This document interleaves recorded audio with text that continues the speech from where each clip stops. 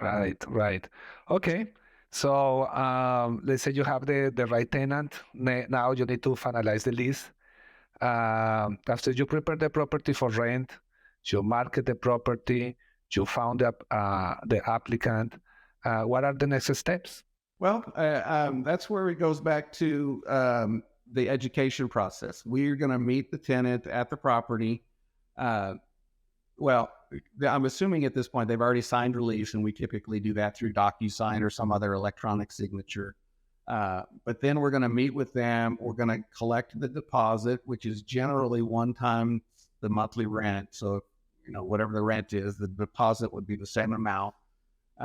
There's been situations where we've approved tenants on more of a conditional basis, and we may require up to twice the monthly rent as a deposit. But anyway, they're going to pay the first month's rent along with the deposit, and they pay one full month's rent, regardless of whatever day they move in. If they move in on the 15th, they still pay a full month rent, and then we prorate the second month. So before the tenant moves in, they're going to pay the deposit. They're going to pay one full month's rent. They're going to have a signed lease and all the signed addendums that are included as well and required in Texas. And then after they move in, we're going to have them fill out a property condition form. They're going to go through the property like we already have, and they're going to make notes on anything that they notice that could be wrong with the property. Are there scratches on the walls? Is the stove dirty? Whatever they see that they don't think or they don't want to be charged for when they move out of the property, they're going to notate on this form. But that's where we also walk through the property with them and point out all those things I discussed earlier as far as smoke detectors and water cutoff valves and all of that. So that's the next step to get them moved into the property. Right.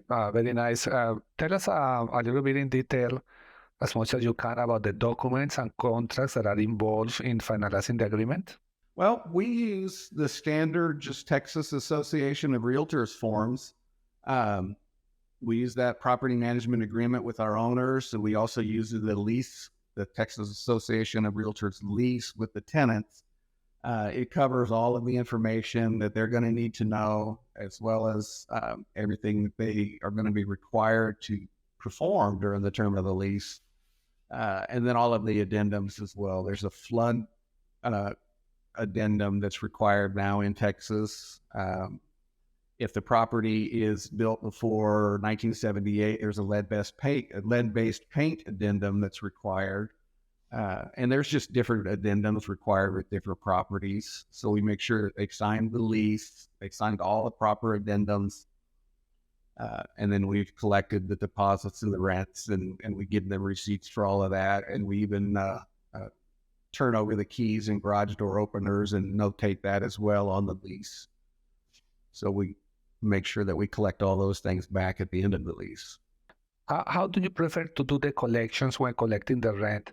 Do the tenants mail you a check, or is an automated payment? How do you work that? Well, in today's world, most of that's done electronically, which is by far my preferred method, because they go online and they log into their portal. They initiate the rent payment through electronic bank transfer, or they can pay through a credit card. They're given a number of different ways to pay, but being done electronically is by far the most efficient way to do it. I still have a few tenants that like to write checks and mail in checks.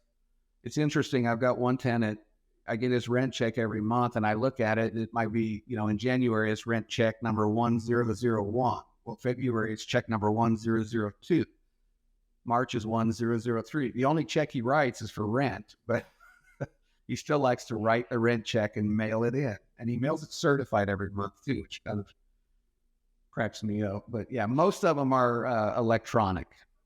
So it's easy. It's automatically deposited into the account. I get a report saying who paid the rent and when, and I don't have to make a special trip to the bank to deposit the checks. So I prefer the online, but again, some tenants still pay with checks. How do you cover yourself as a property manager with all the legal requirements. It's well known that property managers are the real estate agents that have more legal problems because there is a lot of contact with the tenant.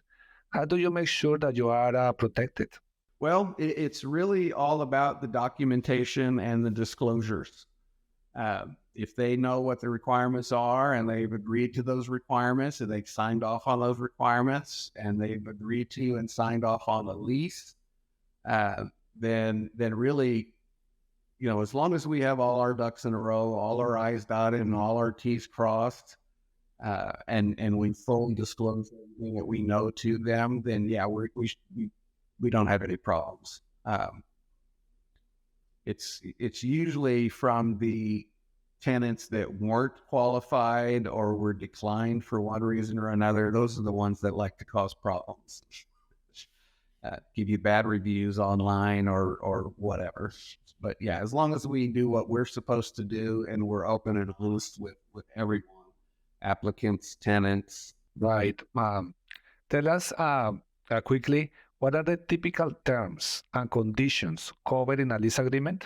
Typical terms and conditions. I mean, obviously the rent amount is covered. The length of the lease is obviously in there, and usually it's 12 months, but we occasionally will do shorter and we'll occasionally do longer leases, but the term of the lease is always in there.